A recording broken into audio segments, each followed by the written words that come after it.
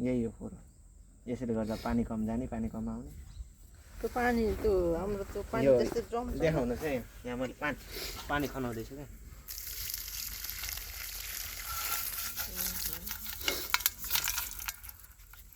ढुङ्गा आएको छ त्यहाँ आर्सेनिक हो आयो नि त्यो उ के आर्सेनिक हो कि त्यो पानी जम्छ आर्सेनिक पुरै कति जमेछ यहाँ। ए हेर्नुहोस् त बालुवा आर्सेनिक भन्छ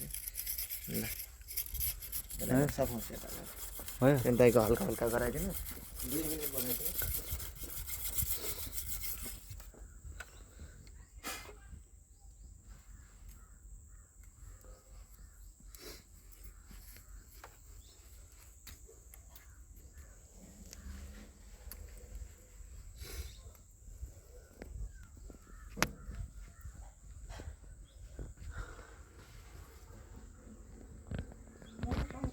चिजै भयो रहेछ कि त्यहाँ एक दिन पानी राख्ने अर्को दिन पटर पटर गर्छ।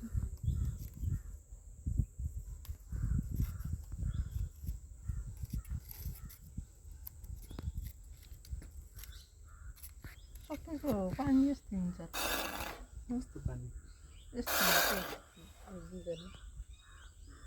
त्यो पानी त्यहाँ फिल्टर गरेर पठाउनुपर्छ क्या त्यो मोटरदेखि